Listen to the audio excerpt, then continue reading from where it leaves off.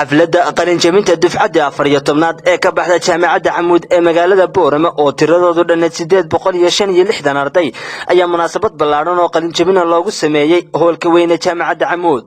Munaasabadani ayaa waxa ka soo qayb galay marti sharaf tiro badan oo ugu horeeyo madaxweynaha Jamhuuriyadda Soomaaliland Mudane Axmed Maxamed Maxamuud, wasiirka wasaaradda waxbarashada iyo tacliinta sare, wasiirka maaliyadda, wasiirka arrimaha gudaha, xildhibaanada golayaasha qaranka, mas'uuliyiinta heer gobol iyo heer degmo ee gobolka aqoonyahan culimaaddin salaadin iyo marti sharaf kale. Munaasabadaasi ayaa intii ay socotay waxaa la ka soo jeediyay marti sharaf tiro badan.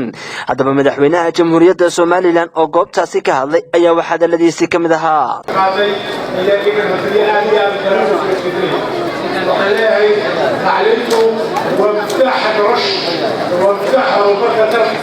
waxbarasho dadkii waxbartaa iyo qoolii yimaada ayaa horumar ku talaabsan kara dadkiisa garan kara horumarin kara tacliin iyo aqoon iyo waxbarasho soo kordhin kara.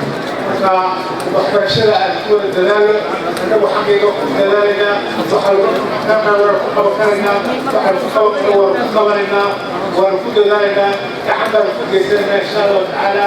maantana aad iyo aad ugu